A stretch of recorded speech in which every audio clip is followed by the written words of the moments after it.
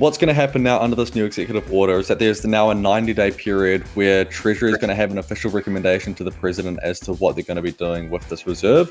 Because we don't actually know a whole lot of information about this reserve.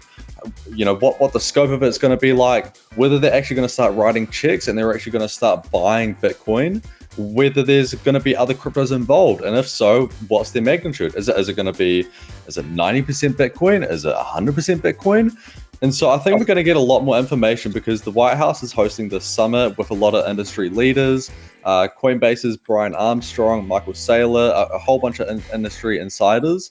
And so I think the reaction here is that particularly Brian Armstrong, Saylor, they're probably going to advocate for more of a Bitcoin-oriented reserve rather than including other cryptocurrencies, because that was just a bit of a weird recommendation. If you were in that meeting, what would you be saying? Would you be agreeing with those two? Absolutely. I think that it's quite weird to have something like Ripple, Solana, Cardano is in a reserve. Now, the reason why they've done those particular cryptos is because they're primarily US based. Yeah. But regardless, I think it's still kind of a weird recommendation.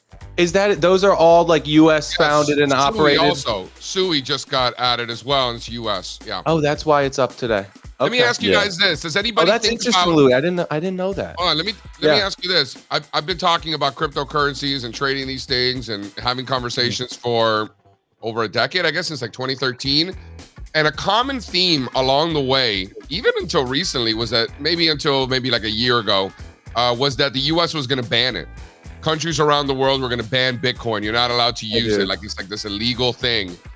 And now the United States government is one of the largest holders of Bitcoin on the planet, right? So can we talk about just like how far removed reality was from the narrative? Like a lot of the pushback for so long was the government's going to make it illegal. It's fake money, money laundering, drugs, like all those things that aren't true.